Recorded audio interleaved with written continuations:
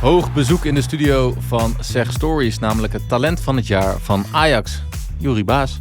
Welkom. Dankjewel. Is dat, als ik dat zeg, talent van het jaar, is dat dan, krijg je dan een soort van wauw, ja? Of heb je het inmiddels zo vaak gehoord dat je denkt, joh? Nee, het is wel iets om trots op te zijn. En het is gewoon denk ik een teken van een heel mooi jaar geweest. Dus daar ben ik wel trots op. Hoe hoorde je dat dan? Word je dan ingelicht of zo? Of? Nee, het was eigenlijk de laatste dag, zeg maar, ook dezelfde dag dat de trainer zeg maar wegging. Dat was best wel een beetje een hele gekke dag eigenlijk.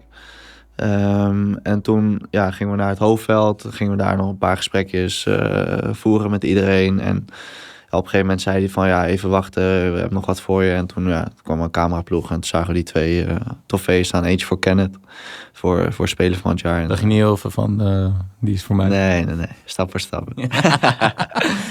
Maar dat was op dezelfde dag dat Farioli... Ja. Oh, dat wist ik helemaal niet van op de hoogte. Ja, het was het was sowieso wel een beetje hectisch einde natuurlijk. En toen was het gewoon 1 dag dat... we hadden een meeting en daarna hij vertelde in die meeting van ik ga weg en zo. En dus iedereen dacht gewoon van een beetje oké.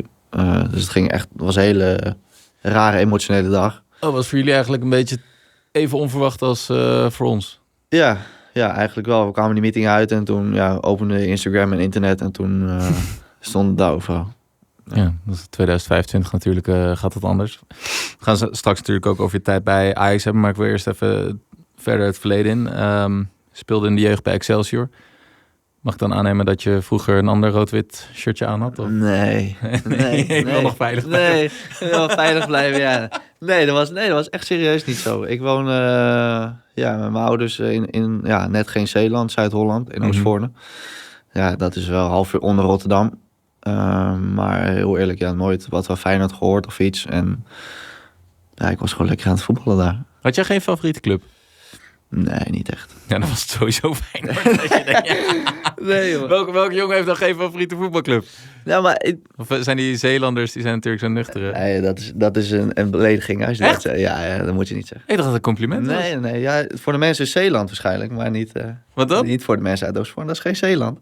Dat is Zuid-Holland. Oh, oké. Oh, sorry. Wat dan? Die Zuid-Hollanders, die zijn grof gebekt dan? Nee, ik had niet echt een favoriete club in Nederland, maar Barcelona, Real Madrid, weet je, al die grote Champions League clubs, dat vond je allemaal wel heel mooi natuurlijk. Oké. Ja, dan ga je naar Excelsior. Was dus ook niet je favoriete club. Nee. Maar wel een moment dat je denkt van ik kan misschien nooit bij mijn favoriete club Real Madrid of Barcelona. Ja, ik moet zeggen, vroeger denk je daar helemaal niet over na. En Excelsior was echt een geweldige familieclub. Het voelde eigenlijk een beetje als een amateurclub. Maar dan speel je tegen Feyenoord, Ajax en weet ik wat allemaal. Mm-hmm. Maar het was gewoon, die jongens met wie ik gespeeld heb, spreek ik ook nog steeds. Dus ja. Volgens mij zit dat sowieso wel in je. Hè? We spraken elkaar ook hier voor over je vakantie en zo. Dat doe je ook gewoon nog met tussen aanhalingstekens de oude vrienden. Ja. Je bent eigenlijk ook een beetje een atypische voetballer wat dat betreft. Ja, ik weet niet wat je ziet onder echt een typische voetballer. Alleen ik denk dat ik gewoon mezelf ben gebleven. En de mensen omheen altijd blijven waarderen. Ik vind het wel grappig dat je dan zegt dat het zo'n familieclub was. Excelsior, ja. Of tenminste het voelde als een soort van amateurteam. Het klinkt nu een beetje lullig, maar ik snap wat je bedoelt. Gewoon een leuke omgang, leuke mensen. En dan ga je naar Ajax. Strak in het gareel, discipline. Was dat een grote omschakeling? Ja, absoluut. Ja, ja serieus, ja. Dan moet ik ook heel erg gaan wennen hoor. Ik struggelde ook echt heel erg het eerste jaar. Ja? Ja, ik moest ook sowieso uit huis. Dus ik woonde in een gastgezin. Toen was ik 15. Dat is best wel iets als je op je 15 tegen je ouders moet zeggen van ik zie je volgende week. In plaats van dat je elke avond gewoon met elkaar zit te eten. Ja, je verandert van school. Je gaat 8 keer trainen in de week. 'S Avonds om 8:30 met de trein naar huis. Ja, dat deed je gewoon niet. Dus dat was al een hele grote verandering. En qua discipline bij de club, bij Ajax, je hoort heel vaak dat het zo hard is en zo, zo gedisciplineerd is. Ja. Was dat ook een omschakeling? Ja, absoluut. Ja, je komt toch in de grote stad Amsterdam. Toch wat jongens met een beetje... Attitude. Ja, precies. Dus dat was ik niet echt gewend. Dus ja, daar had ik wel best wel moeite mee het eerste jaar. Is het dan, denk je dan wel eens, of heb je wel eens gedacht van, waar ben ik, ja, dat is een beetje raar om te zeggen, maar waar ben ik in godsnaam aan begonnen? Ik ga lekker terug naar Rotterdam, oude vrienden. Ja, nou, ik had dat niet zozeer, want ik wist eigenlijk wel van dat dit de juiste stap was. En als ik had als klein kindje van 4 jaar, toen ik ging voetballen, een droom om profvoetballer te worden. En ik wist wel dat dit de juiste stap was. Dus ik dacht er op dat moment niet heel erg over na van, ja, hoe kloot het misschien allemaal is. Maar ik dacht van, ja, het hoort er gewoon een beetje bij. Ook gastgezinnen en zo. Ik blijf dat altijd een vreemd fenomeen vinden. Zeker zo op jongere leeftijd. Wat me nog raarder lijkt is voor de buitenlandse jongens. Ja. Die vanuit het buitenland hier naartoe komen. En eens in een Nederlands gezin komen. Ja. Of had jij dat ook? Dat je opeens hele andere dingen thuis moest doen dan... Nee, je hebt wel wat meer verantwoordelijkheid natuurlijk. Ik kom uit een familie waar iedereen heel erg beschermend is. En het is een heel klein dorpje, dus het is allemaal best wel veilig. En dan ga je opeens naar de grote stad en dan moet je dingen zelf doen. En het was een super, super aardige vrouw waarmee ik samenwoonde, zeg maar, in het gastgezin. Alleen ja, zij had ook een eigen kapperszaak. Ik kwam af en toe laat thuis. Ja, dan moet je ook voor je eigen eten zorgen, zeg maar. En je eigen shit op orde hebben. En ja, dat was wel moeilijk af en toe. En als je dan dan begin je een beetje aan te wennen. Je bent, wat je net zei, het eerste jaar is wennen. Dan kom je een beetje langzamer in. Ga je dan ook meer gedragen, wat je net zei, die Amsterdamse attitude? Arrogant wordt wel eens gezegd. Nou, niet arrogant, denk ik. En ik heb wel, ondanks hoe moeilijk zeg maar dat eerste jaar was, heb ik wel heel veel geleerd. Je leert voor jezelf opkomen. Ja, als je je mond niet opentrekt, dan gebeurt er gewoon niks. En daar ben ik dat eerste jaar echt wel achter gekomen. Thuis, maar ook op de club. Van als je beter wil worden, extra wil trainen en je zegt niks, dan gebeurt er ook niks. Dus je moet zelf initiatief nemen, zelf dingen regelen. Maar heb je een voorbeeld van de eerste keer dat je echt met de neus op de feiten werd gedrukt bij Ajax? Nou, ik kan nog wel een paar eindgesprekken herinneren. Ik was nooit vroeger toptalent. Ik wil niet zeggen dat ik het nu ben, maar... Nou ja, letterlijk talent van het jaar. Ja, maar ik was nooit degene die werd doorgeschoven, in de media over werd gesproken of zo. Ik was altijd een beetje van gaat hij het wel, gaat hij het niet halen? En toen weet ik nog wel ook met Dave Vos, die heb ik ook gehad in de jeugd. Die heeft toen ook een keertje tegen mij gezegd van luister, dit zijn wel echt punten dat je moet gaan veranderen. Anders, je kan je geld gaan verdienen met voetballen of het kan gewoon niet meer gebeuren. Maar dit is wel het moment dat je echt dingen moet gaan ondernemen. En die punten, dat waren dan vaak je bek opentrekken? Gewoon ik ben best wel een ingetogen, stille jongen. Daar kom je ook niet ver mee. Als je iets wil, dan moet je zelf ook uitspreken. En af en toe boos worden of weet ik veel wat. Maar je moet het geregeld krijgen, zeg maar, ook voor jezelf. Dus jij de volgende dag scheldend tierend die kleedkamer in? Ja, de kleden. Iedereen verrot gescholden, En talent van het jaar, Uri Buijs. Nou ja, dat kan natuurlijk. Maar is het dan, dat lijkt me heel moeilijk als je zegt, ik ben een rustige jongen. Zo kom je ook over. Goed stel hersenen volgens mij. En dan moet je opeens wat meer, wat agressiever in het leven staan. Hoe doe je dat in hemelsnaam? Ja, dat heeft wel even tijd gekost. En ook, je gaat gewoon helemaal uit je comfortzone, zeg maar. Je gaat dingen zeggen, terwijl je eigenlijk ook denkt van, dit ben ik eigenlijk helemaal niet. Snap je? Als je beter wordt dan spelen en als je dan tegen trainers zegt, die zijn 45 of zo, je was toen 16, dan trainen, ik wil dat je dit en dit doet en ik wil dan trainen. Ja, dat is ook een beetje gek als je dat als 16-jarige tegen iemand met 3 kinderen thuis. Over 3 kinderen thuis. Ja, weet je, nee, ik noem maar eens, zeg maar. Snap je? Die is gewoon vader, die heeft een gezin en zo. Om dan te zeggen van, luister, ik wil dit en dit en dit en ik verwacht dit en dit van jou. Ja, dat was best wel moeilijk. Maar hoe reageerden ze dan vervolgens? Ja, goed, want dat is ook wat ze wilden. Ja? Ja, dus ze zeiden ook van, als je iets wil, dan moet je je mond open trekken. En ons gewoon aan zo'n jas trekken en uitleggen van wat je wil en hoe je het wil gaan doen. En dan gaan we daar gewoon aan werken. Is het een lekkerdere positie om te voetballen in de rol van wat je net zei, als je nog niet echt altijd wordt genoemd als het talent van het jaar, of dat je niet genoemd wordt bij de grotere clubs of bij Oranje? Is dat lekkerder voetballen dan wanneer je echt in de spotlight staat of het team draagt? Ja, weet ik niet. Vind ik wel lastig te zeggen. Ik denk wel dat er een andere druk bij komt kijken als je ook van buitenaf van de media en zo, dat mensen heel veel van je verwachten. En nu fietste ik eigenlijk een beetje doorheen, zeg maar. Niemand had echt de spotlights op mij. Dus ik denk wel dat het anders had geweest als dat wel zo zou zijn. Maar nu heb je het allebei een beetje van beide kunnen ervaren. Ja en nee. Ja, ik weet niet. Ik weet niet. Ja, het is... Ja, hoe zeg je dat? Dus ik voel niet, zeg maar, dat nu alle spotlights op mij staan. Zo voel ik het Nee? niet. Nee. Dat is ook, dus dan hou je het eigenlijk bijna hetzelfde. Ja, Ja. voor mijn gevoel wel, ja. En dan ga je toen je naar NEC ging, was best ook een rumoerige periode voor jou, lijkt me. Weinig zekerheid. Sowieso weinig zekerheid in het algemeen. Natuurlijk, je weet dat je terugkeert, maar nog niet in welke mate bij Ajax. Nee. Hoe heb je dat toen ervaren? Ja, sowieso, dat jaar was echt heel leuk. Leuk. Ja, echt. Ik heb het super erg naar mijn zin gehad. Maar wat je zegt, ik had wel altijd een doel. Voordat ik daarheen ging, wist ik al van... Tenminste, wist ik van mezelf... Oké, ik ga dit jaar gebruiken om mijn rugtas te vullen met wedstrijden, ervaringen, et cetera. Om als betere speler terug te keren bij Ajax. En dat was altijd mijn doel. En dat is uiteindelijk wel gelukt. Was je ervan overtuigd dat wel ging slagen? Ja, en toevallig had ik het met 2 vrienden van me erover. Die voetbalden bij NEC. En ja, die zagen natuurlijk ook van... Ja, je hebt niet alles gespeeld. Je hebt op andere posities gespeeld. Terug naar Ajax. Maar ik zat altijd van ik ga gewoon kaart knokken en dan zie ik het wel. En ik had er gewoon zelf heel veel vertrouwen in. En dat was wel leuk. Dan zeiden ze van ik kan nog een beetje... Oké, terug naar Ajax. Gaat hij dat redden, weet je wel? Maar, Lekkere vrienden.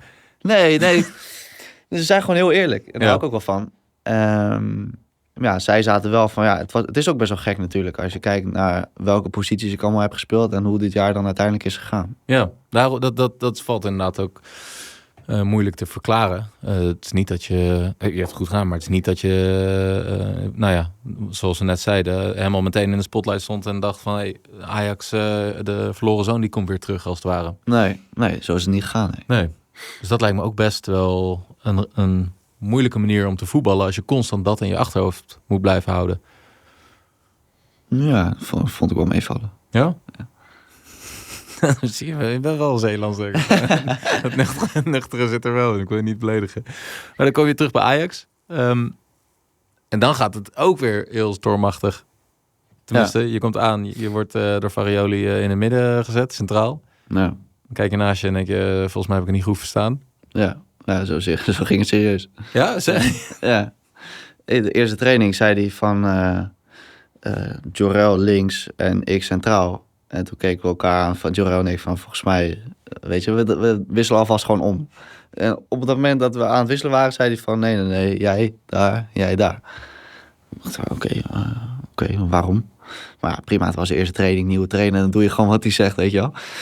Dus weer trainen, volgende dag weer precies hetzelfde. Oké, 2 dagen, weet je. 3e dag even kijken.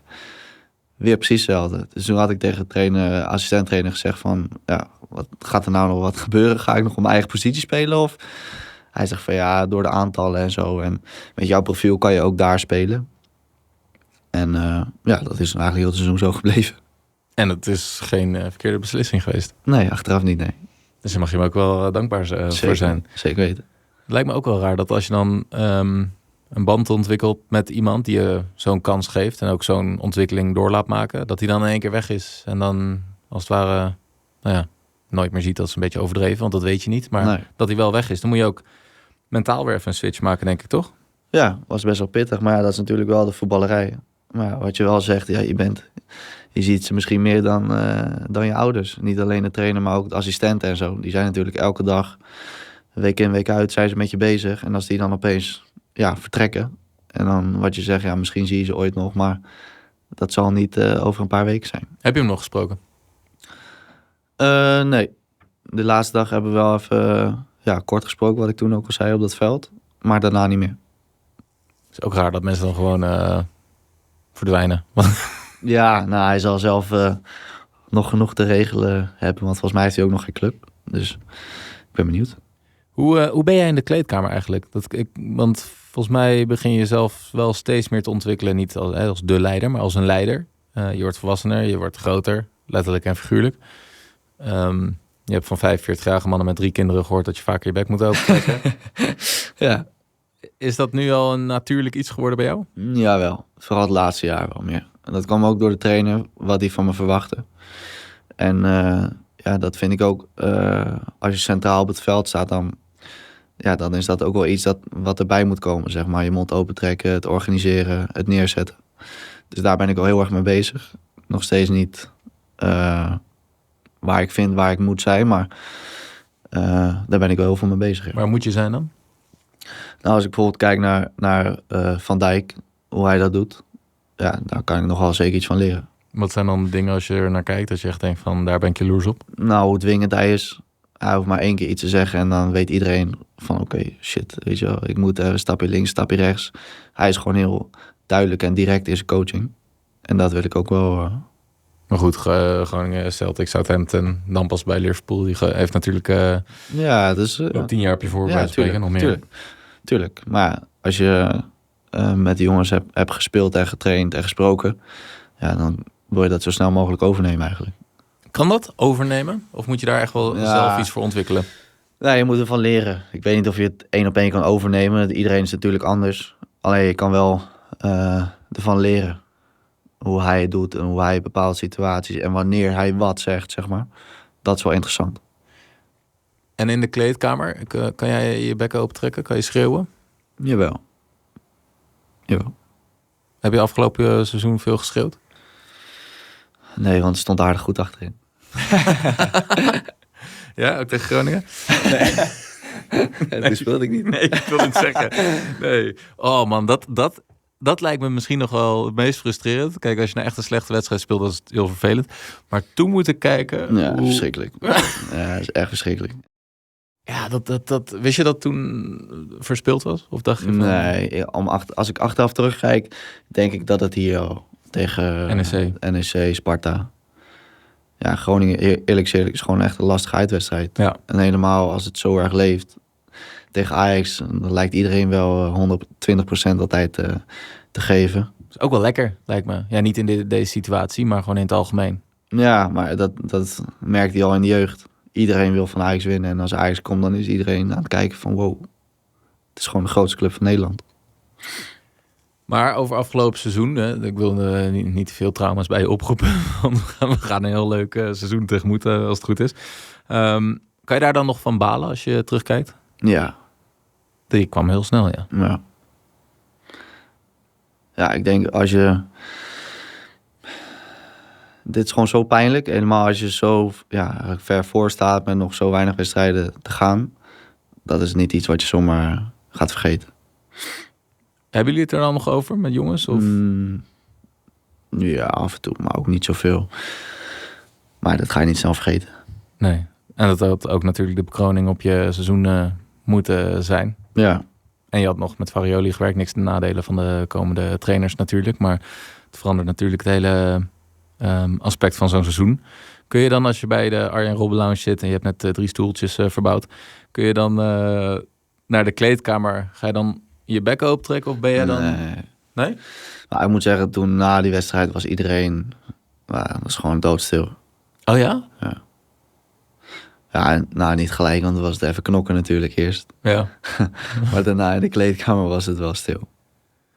Een soort gedesillusioneerd gezelschap. Ja, toen wisten ze wel van, nu gaat het wel heel lastig worden. En jij bent niet meer in eigen hand. Nee. Dus ja, dat besef kwam toen echt wel. Je krijgt ook helemaal een gesloten houding als je het erover hebt. Ja. Het zit echt diep. Ja. En ik snap het natuurlijk ook, hè. Maar het brandje, je wordt er misschien wel doorgebrand voor het komend seizoen. Dat wel. Ja, je wilt niet nog een keer meemaken. Nee. Hoe neem je dat wel mee naar het komende seizoen? Of ben jij echt iemand van helemaal schoonlei beginnen en let's go? Ik denk dat je overal wel van een les uit kan halen. En dit was natuurlijk een hele harde les. Maar ja, dat ga je wel altijd meenemen, want je wilt dit niet meer meemaken.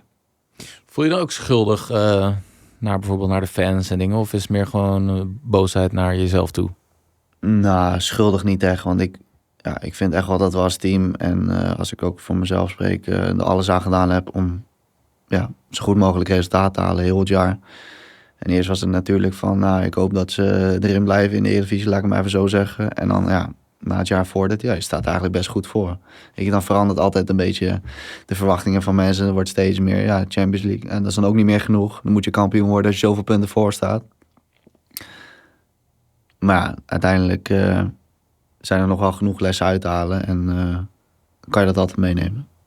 Ga jij bijvoorbeeld ook naar mental coaches of zo? Of heb je daar begeleiding van? Nee, niet per se coaches. Maar je hebt wel gewoon bepaalde personen waarmee je alles kan bespreken, zeg maar. Zoals? Wie zijn dat dan bij jou? Nou, mijn zaakwaarnemers. Mijn ouders. Vrienden? Vriendin. Ja, vriendinnen ook? Ja. En zijn dat dan voetbalgerelateerde dingen of persoonlijke dingen? Allebei wel. Ja, ik ben sowieso wel iemand die, als je ergens mee zit, dat hij er wel over praat. Want als je ermee gaat lopen, zitten, dan heeft dat toch wel invloed op eigenlijk alles wat je doet. Dus ik wil het eigenlijk altijd zo snel mogelijk oplossen. Dat is misschien niet ook altijd goed, maar... Waarom niet? Weet ik niet. Misschien moet je af en toe het juiste moment kiezen om iets te bespreken. Als er nog, weet ik veel, te vers of zo is. Om dan op een ander moment te bespreken. Maar dat komt wat vaag over. Heb je een concreet voorbeeld van iets? Ik weet nog wel een keertje met Mitchell van der Gaag. Die was een trainer in Jong Ajax. En een dag voor de wedstrijd stond ik zeg maar in de basisopstelling. Trainen we tactisch. Zou ik gaan spelen volgende dag tegen volgens mij Cambuur of zo. Dag van de wedstrijd, ik zie mijn naam bij de wissel staan. Ik denk van, hoe dan? Ik heb niks gehoord, weet je wel. Ik ben niet geblesseerd of iets. Ik dacht van, ja prima, ik ga geen gesprek nu aanvragen of iets doen op wedstrijddag. Dus ik kwam het volgende dag naar zijn kantoor. En toen, trainer, kunnen we even zitten? Waarover gaat het? Over dat je niet hebt gespeeld? Ik zeg van ja, nee, dat kan niet. En toen deed hij de deur dicht en toen ging ik weg, zeg maar. Toen dacht ik echt van, weet je wel, is het nu niet normaal om dat nu al te bespreken? Of ja, ik weet niet. Misschien was het gewoon ook voor hem nog te vers. Of ja, ik weet het niet. Maar dat was wel iets wat me bij is gebleven. Dat ik misschien wat te snel gelijk de volgende ochtend bij zijn kantoor stond. Om te vragen wat er aan de hand was. Maar dat willen ze ook graag als ik het zo hoor, toch? Je bek open trekken. En, Ja, maar dat was wel ook in de jeugd. Maar natuurlijk gaat dat ook wel mee naar jong Ajax. Maar dan is het toch wel iets anders. Hebben we nooit meer uitgesproken met Mitchell? Ja. Oh, ik dacht al. Ja. Nooit meer spreken. Als je het komende seizoen gaat bekijken bij Ajax, wat zijn nou echt dingen die jij ervan verwacht? Is een kampioenschap reëel? Ja, ik denk het wel. Ja, dat is ook een hele retorische vraag, want dat moet je natuurlijk zeggen. Maar je hebt natuurlijk een beetje dat Oostvoorn gecombineerd met Amsterdam. Je weet nooit wat eruit gaat komen. Nee. Maar kampioen? Nou, je moet er in ieder geval voor gaan. Ja, ik zit net te denken, dit is natuurlijk uitspraken die aan het einde van het seizoen altijd pijnlijk terug kunnen komen. Dus, Precies. Ja. Wat dat betreft heb ik er wel een beetje van geleerd. Ja, soms zie je opeens weer even die mediatrainingen uit Amsterdam boven komen drijven. Daar heb je heel goed van geleerd. Maar jij persoonlijk dan, laten we het een veiliger onderwerp doen. Je was geblesseerd. Het gaat nu goed, hè? Je bent alweer aan de voorbereiding begonnen zelfs. Voor de luisteraars, dit wordt eind juni opgenomen. Is zo'n blessure, zorgt dat er ook voor dat je wat voorzichtiger in de wedstrijd staat? Letterlijk en figuurlijk? Nee. Ik denk ook als dat het geval is, dan dat je nog niet 100% fit bent. Je bedoelt als ik zeg maar nog aan het nadenken ben over mijn blessure in een wedstrijd. Ja, van oh shit, ik hoop niet dat dit of ik hoop niet dat het... Nee, ik denk als dat aan de gang is, dan moet je zo snel mogelijk weer eruit en kijken wat er beter moet. Want ja, als je dat helemaal, dan ben je meer aan het denken van gaat het goed, dan dat je bezig bent met de wedstrijd. En qua persoonlijke doelen? Talent van het jaar, dat is eigenlijk maar op één manier te toppen. Speler van het jaar. Ja. Nee, dat zou natuurlijk mooi zijn. Maar dat zijn persoonlijke prijzen. En ik zou heel graag die schaal wel in mijn handen willen hebben. En als je dan toch weer even terug naar jou doet, wat moet jij ervoor doen om speler van het jaar te worden? Waar vind je dat jouw zwakke punten nog liggen? Wat ik denk net zei met wat Van Dijk dan heeft, dat dwingen in de coaching. Wat meedogenlozer zijn in het verdedigen. Mensen meer aansturen, meer leiding nemen. Vraag je het ook wel eens aan die oudere gasten? Als je tegenkomt? Wat vraag ik dan? Nou, van hoe jij jezelf daarin kunt verbeteren? Of? Jawel. Ik heb sowieso wel veel met Daley Blind gesproken. Toen hij nog bij Ajax speelde. En die keer dat ik bij Oranje was, heb ik ook met Van Dijk gesproken. Ja, daar steek je altijd wat van op. Kevin Strootman die vertelde me laatst toen hij voor het eerst naar Oranje ging... dat hij echt bibberende handjes had en bijna niemand durfde aan te spreken. Had jij dat ook? Ja, ik was wel zenuwachtig. Hè? Ja, echt? Ja. Ik vind dat zo raar. Wat dan? Nou, ja, omdat je zou denken, je kent ze toch? Je bent voetballer. Ja, maar je kent ze niet allemaal. Je kent misschien, tenminste, ik ken er misschien 2, 3 jongens. Maar dat is meer van, misschien iets meer. 4, 5. Maar dat zijn meer oud spelers, zeg maar. Maar bijvoorbeeld een Van Dijk of een Van Hekken of zulke spelers, die heb ik nog nooit gesproken, nog nooit gezien. Dus. Nee, maar het is een beetje toch gewoon voetballers onder elkaar. Een beetje. Ja, dat is ook wel zo. Waarom ben je dan zenuwachtig? Wat? Ja, het is toch het Nederlands elftal. Ja, dat snap ik. Maar dan kom je daar aan. Shake? Ja. Nee. Maar ik ben gewoon benieuwd hoe dat gaat. Dan kom je daar aan voor de eerste keer. Handje geven of zo. Ja, ik ben Juri. Ja, serieus. Gewoon voorstellen. Ja, je hebt ze nog nooit gezien. Je weet natuurlijk wel... Dat die verse Ja, precies. Maar het is toch een beetje... Ja, ik wil niet ongemakkelijk zeggen. Alleen het is toch wel van... Ja, het liefst eigenlijk stap je gewoon gelijk het veld op. Ga je gewoon gelijk trainen. Dat is eigenlijk het beste. Ja. En gewoon de hele formaliteit. Ja, nee, vanaf daar gewoon... op het veld gewoon praten. Ja, gewoon maar gewoon dat je elkaar ziet en elkaar coacht en weet ik wat. Dan ben je gewoon bezig met het spelletje wat gewoon vertrouwd is. En dat vind ik makkelijker dan zo'n 1-op-1 gesprekje.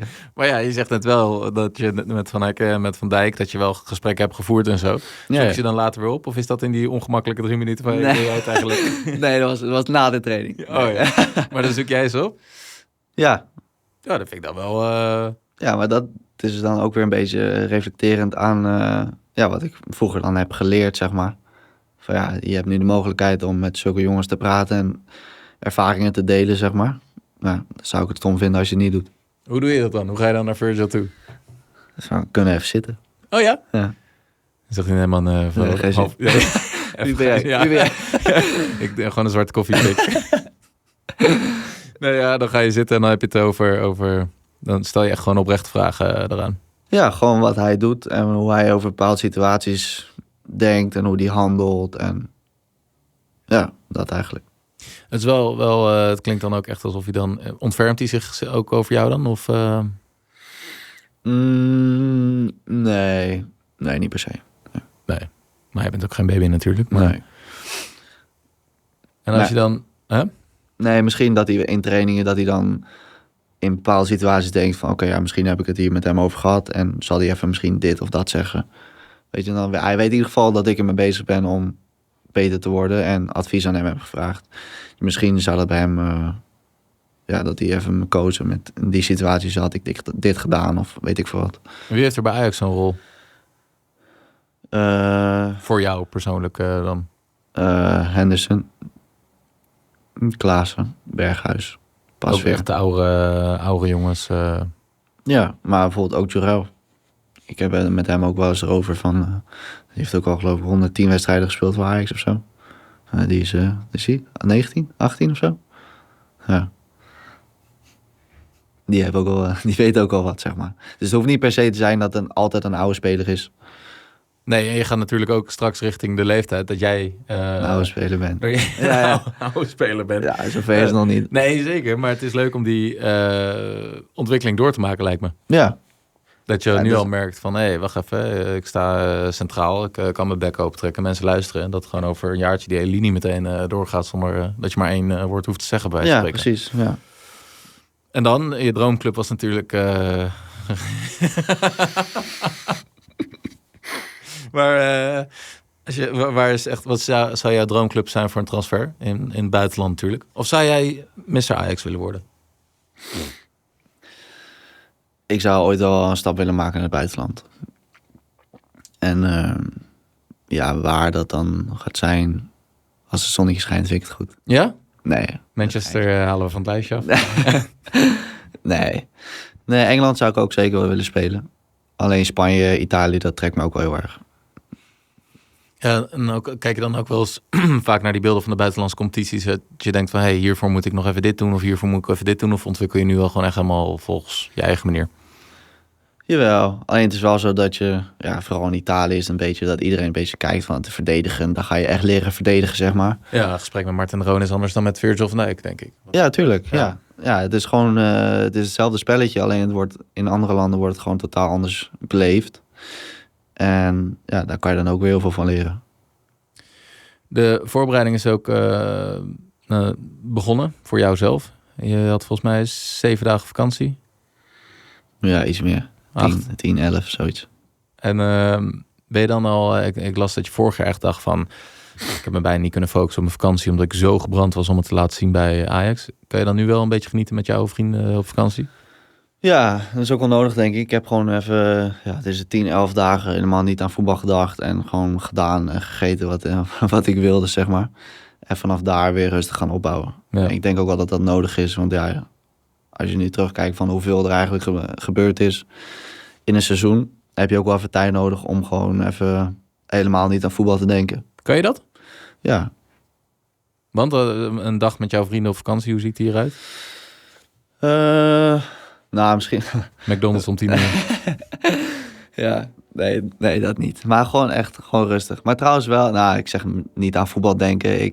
Ik kan niet 11 dagen zonder dat ik een bal aanraak of zo. Dus dan neem wel een balletje mee en dan gaan we even een beetje hoog houden. Je zit niet te denken als je het eten opschept van ik moet koolhydraten eten of zo. Dat niet. Zo vervelend voor jouw vrienden ook als je gaat tienen. Want dat zijn allemaal geen voetballers, toch? Nou, toevallig ging dit jaar met ook voetballen op vakantie.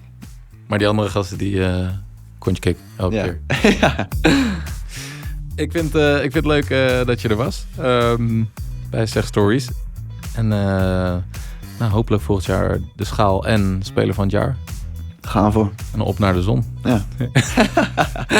Die knippen weer lekker uit, joh. Nee, joh. Mr. Ajax, dankjewel dat je er was, Juri. Ja, en succes, man. Dankjewel.